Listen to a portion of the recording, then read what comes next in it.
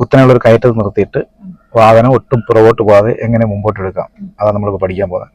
അതിന് clutch biting എന്ന് പറയുന്നത്, അതായത് ഹാഫ് ക്ലച്ച് നിർത്തി വാഹനം മുൻപോട്ട് ചലിപ്പിക്കുക എന്നുള്ളത്. അപ്പോൾ അതിനെ നമ്മളിവിടെ നിർത്തിയിട്ട് എടുക്കുമ്പോൾ, കയറ്റത്ത് നിർത്തിയിട്ട് വണ്ടി എടുക്കുമ്പോൾ നമുക്ക് വേണ്ടുന്ന ടോർക്ക്, ഏറ്റവും പവർ കൂടിയ ടോർക്കുള്ള ഗിയർ ഏതാ?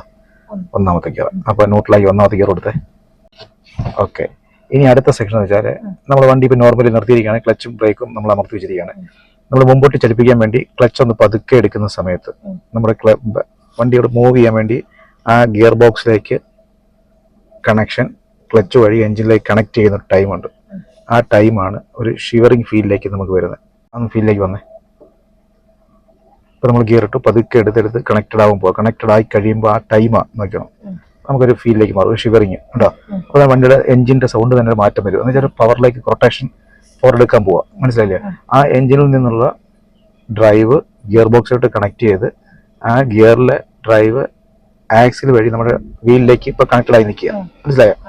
ഒന്നുകൂടെ എടുത്ത് ചൂടൊന്ന് ഷിവറിങ് കൂടും, ഫീൽ കൂടും. പോയിട്ട് ചൂട് ക്ലച്ചൊന്ന് അല്പം അയച്ചേ. റിലീസിങ്, അതായത് ചൂടൊന്ന് റിലീസ് ചെയ്യുമ്പോൾ നമുക്ക് ആ പവർ ചൂടൊന്ന് കൂടും. കൂടിയതേ ഇപ്പോൾ കണ്ട ഷിവറിങ് ചൂടെ കൂടി വന്നത്. ഈ ഒരു കണ്ടീഷൻ എടുക്കുമ്പോൾ നമ്മൾ ബ്രേക്ക് എടുത്താൽ ഈ വണ്ടി പുറകിലേക്ക് പോകുന്നോന്ന് നോക്കി വേണം. ബ്രേക്കിന് പോക്ക് പോയോ? ഒട്ടും പോയില്ലല്ലോ, ഒട്ടും പോയില്ല, മനസ്സിലായില്ലേ? അപ്പൊ ഒട്ടും പോകാതെ നിൽക്കുന്ന വെച്ചാൽ ആ ബൈറ്റ് ചെയ്ത് നിൽക്കുന്ന ടിപ്പിക്കൽ പോയിന്റ്, മനസ്സിലായില്ലേ? Correct timing point. ഇനി നമ്മൾ ക്ലച്ച് ഒന്ന് പതുക്കെ റിലീസ് ചെയ്താൽ ഈ വണ്ടി ചെറിയ മൂവ്മെന്റിൽ പതുക്കെ മുമ്പോട്ട് പോകും. പതുക്കെ ചെറുതായിട്ട് പോകും, കണ്ടോ മുമ്പോട്ട് പോകുന്നത്, മനസ്സിലായോ? ഇതാണ് കറക്റ്റ് പോയിന്റ് എന്ന് പറയുന്നത്. ഒന്ന് ബ്രേക്ക് ചെയ്തേ. ഓക്കെ, മനസ്സിലായോ?